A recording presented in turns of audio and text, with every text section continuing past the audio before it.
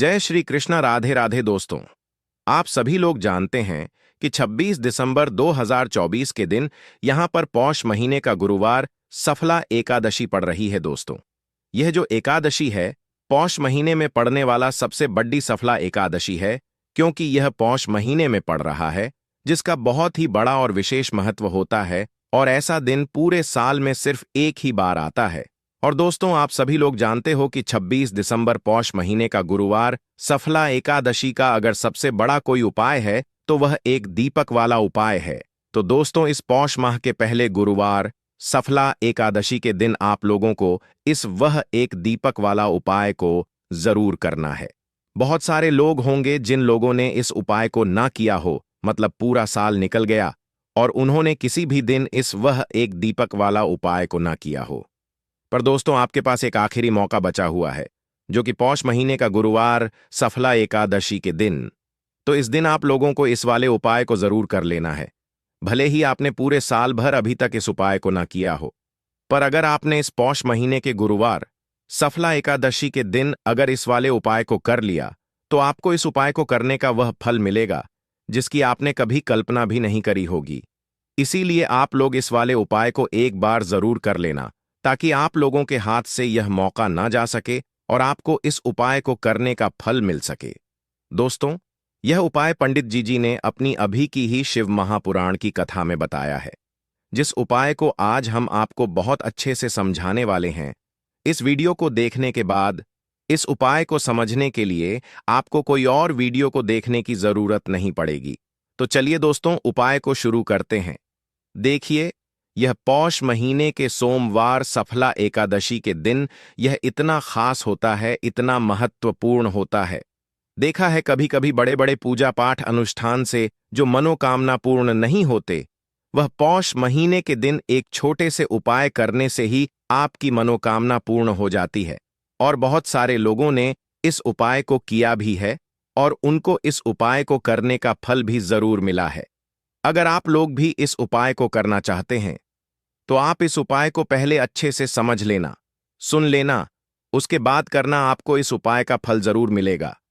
और इस उपाय को कर लेने से आपके घर में चाहे किसी भी प्रकार की दुख और समस्या क्यों ना चल रही हो, आपको उसका कारण भी नहीं पता है कि भाई यह समस्या किस कारण से चल रही है, उसका कुछ भी कारण हो सकता है, जैसे पर दोष हो सकता है या किसी भी तरह का मंगल दोष भी हो सकता है।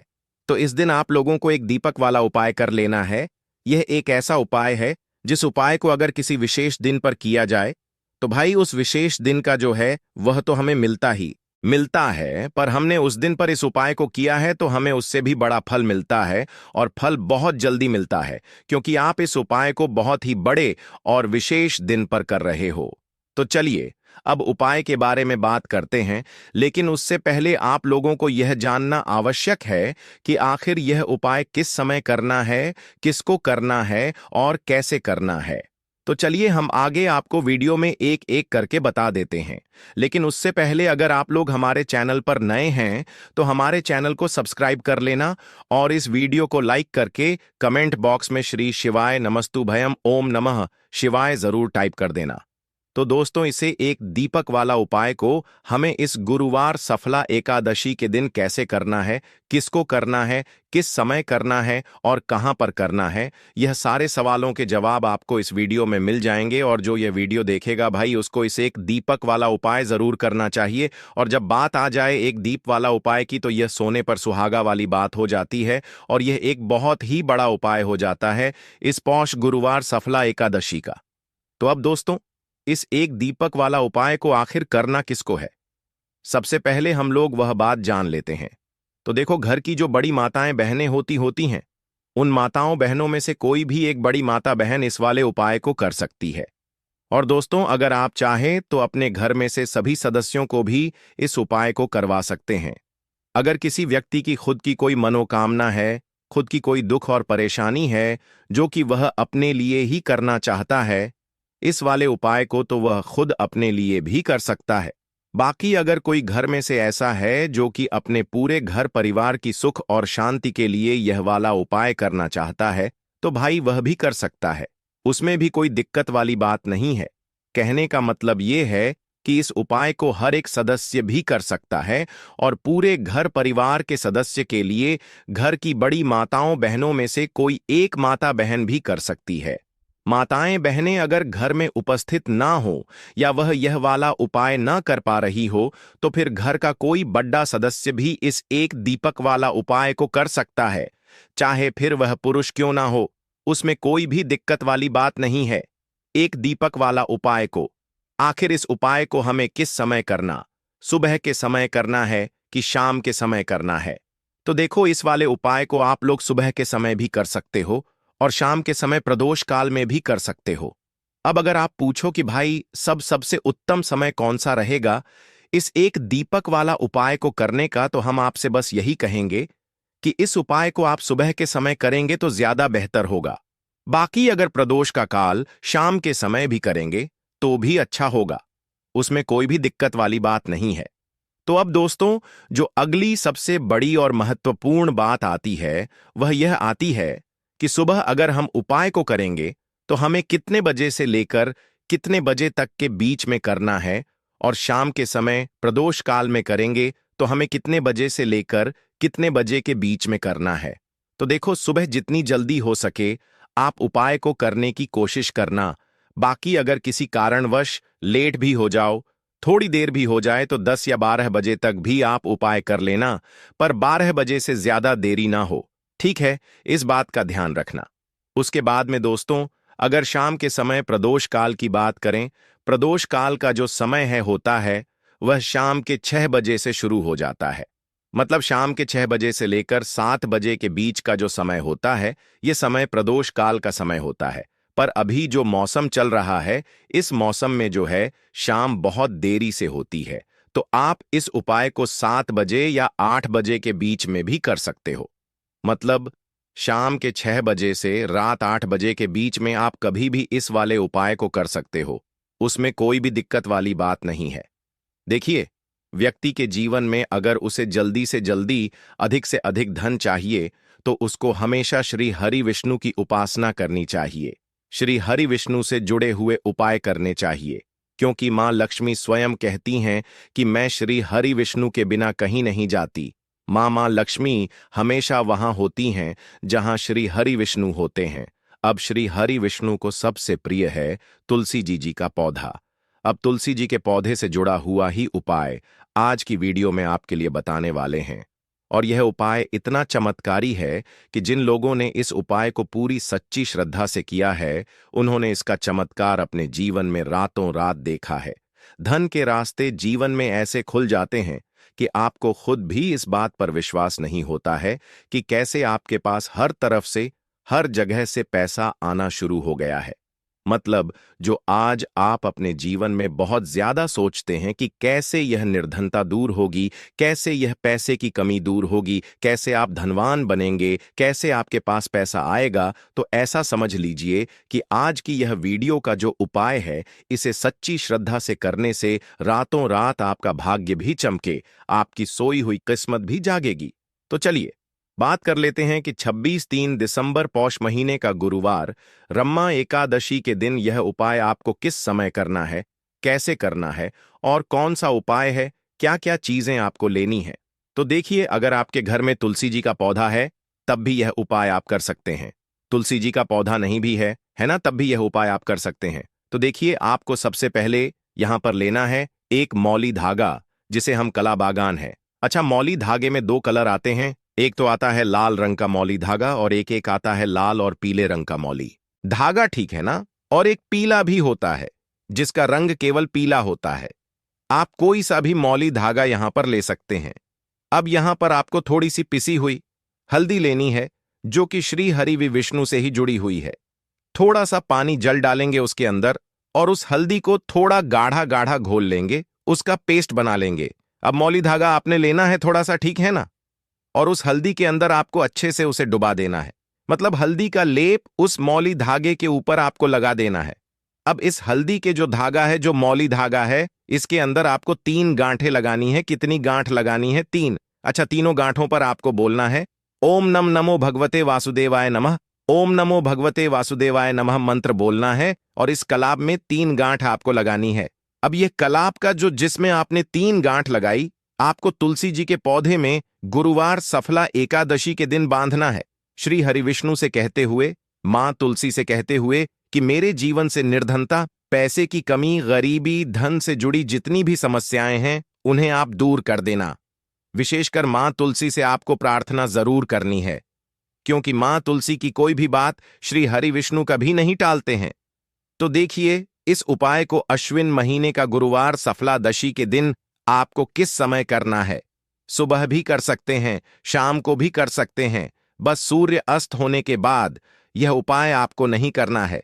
मतलब जब सूरज छिप जाता है उसके बाद यह उपाय आपको नहीं करना है। उससे पहले पहले आप किसी भी समय इस उपाय को कर सकते हैं। साथ ही साथ शाम के समय में अगर यह उपाय आप सुबह को कर रहे हैं तो शाम के टाइम पर आपको तुलसी जी के पौधे के पास एक देसी घी का दीपक जरूर प्रज्वलित करना है।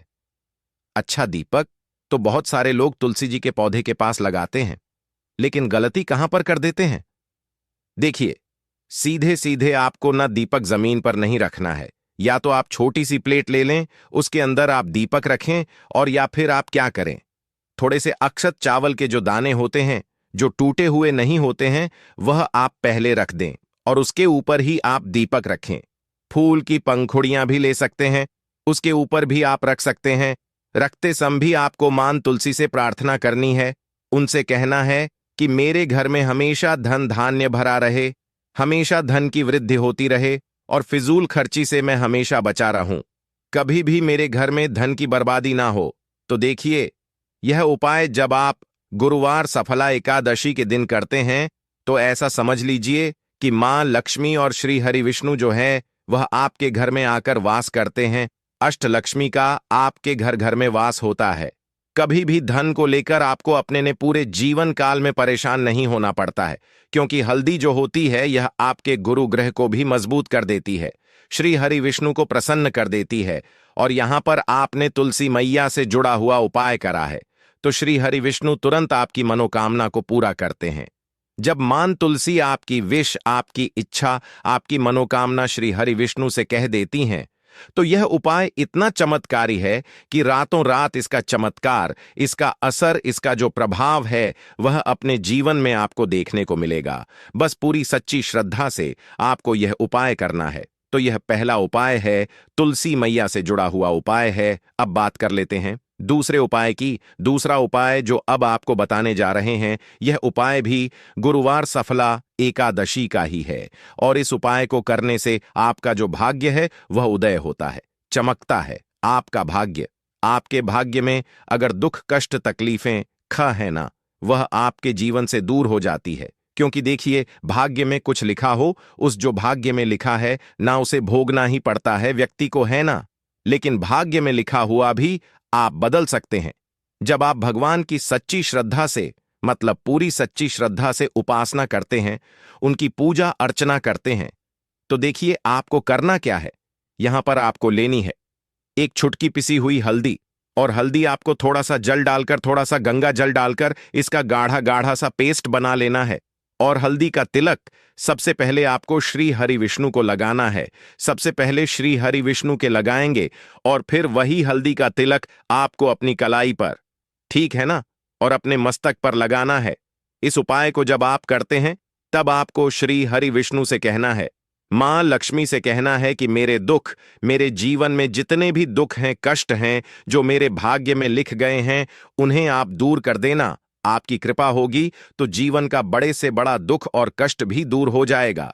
तो देखिए, जब इस उपाय को आप करते हैं ना, तो हल्दी जो होती है यह एक जगह से, मतलब एक दिशा से सुख और स्वभाव, भाग्य को नहीं खींचती है। 4 दिशाओं से आपके जीवन में सुख, धन, वैभव, समृद्धि, इनको बढ़ाने का काम करती है। इसीलिए कोई भी जब हम शुभ काम करते हैं, कोई भी अच्छा, जैसे शादी विवाह हो गया, तो उसमें हम हल्दी जरूर लेते हैं, क्योंकि हल्दी जो होती है यह सकारात्मक ऊर्जा को भी बढ़ाती है, सुख सौभाग्य को भी बढ़ाती है, आपके धन को भी बढ़ाती है और आपके गुरु ग्रह को मजबूत करती है। अच्छा, हमारा जो गुरु ग्रह होता है ना, हमारी कुंडली में यह सबसे ज्यादा महत्वपूर्ण होता है है, क्योंकि धन को बढ़ाने का और अधिक से अधिक धनवान बनाने का जो काम करता है वह गुरु ग्रह ही करता है। तो बहुत ही उत्तम यह उपाय है। इस उपाय को जब आप करते हैं, तिलक हल्दी का लगाते हैं, तो आपके भाग्य के जो दुख हैं वह सुख में बदल जाते हैं। बस पूरी सच्ची श्रद्धा से आपको यह गुरुवार सफला एकादशी के दिन उपाय करना है। साथ ही साथ बात कर लेते हैं अपने अपने तीसरे उपाय की, जो कि स्थिर लक्ष्मी के वास के लिए है। देखिए, स्थिर लक्ष्मी का वास मतलब पैसा घर में आता है और खर्च हो जा है। अगर ऐसा आपके साथ हो रहा है तो बिल्कुल आपको यह गलती नहीं करनी है। यह तीसरा उपाय जरूर करना है और इस आपको बिल्कुल छोड़ना नहीं है। देखिए, महादेव ने स्वयं इसके बारे में बताया है। तो आपको क्या करना है, आपको यहां पर एक देसी घी का दीपक तैयार करना है। तो आपको यह दीपक जलाना है बेल पेड़ के नीचे। तो बेल के पेड़ में शाम के समय धन की देवी माता लक्ष्मी वास करती हैं, और महादेव ने स्वयं कहा है कि जो व्यक्ति शाम के समय बेल पेड़ के नीचे दीपक जलाए, कभी भी उसके घर में धन की कमी होगी ही नहीं। तो स्थिर लक्ष्मी का वास होगा। तो आप यह उपाय जरूर करें। एक दीपक बेल पेड़ के नीचे अगर आपके घर के आसपास है तो जरूर लगाएं।